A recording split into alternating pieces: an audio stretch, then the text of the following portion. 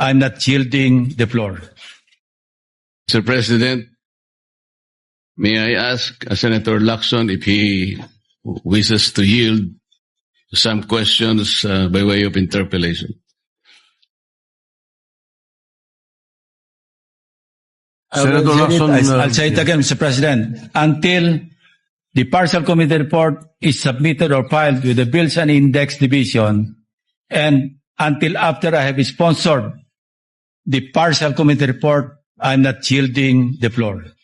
Mr. President, if Senator Lacson would just say that he doesn't want to be interpellated, that will be okay with me. But he should not make a precondition that his unwillingness is conditioned upon whether or not the partial report should be signed by the majority. This is very unusual, Mr. President.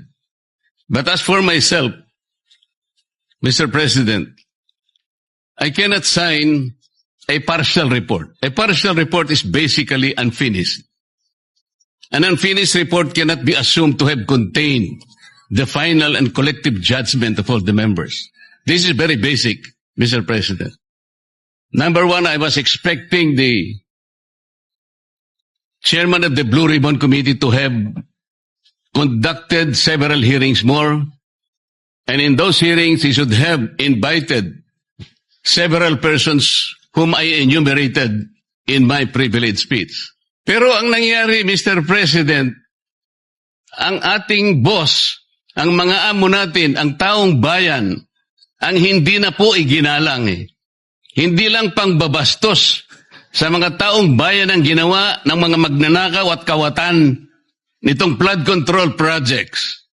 Gagamitin pa po bang isang dahilan na kailangan nating maggalangan kung sila mismo ay hindi na iginalang ang taong bayan na ngayon ay halos nagdurusa na. Ang sabi ko pa nga walang di man tayo dapat maglaban-laban dito eh. Ang kapakanan ng mamamayan ng ating bansa, ang importante rito po eh. Yung direksyon natin. Bakit kailangan akong palaging pinapasaringan? Hindi naman po ang aking kagustuhan eh.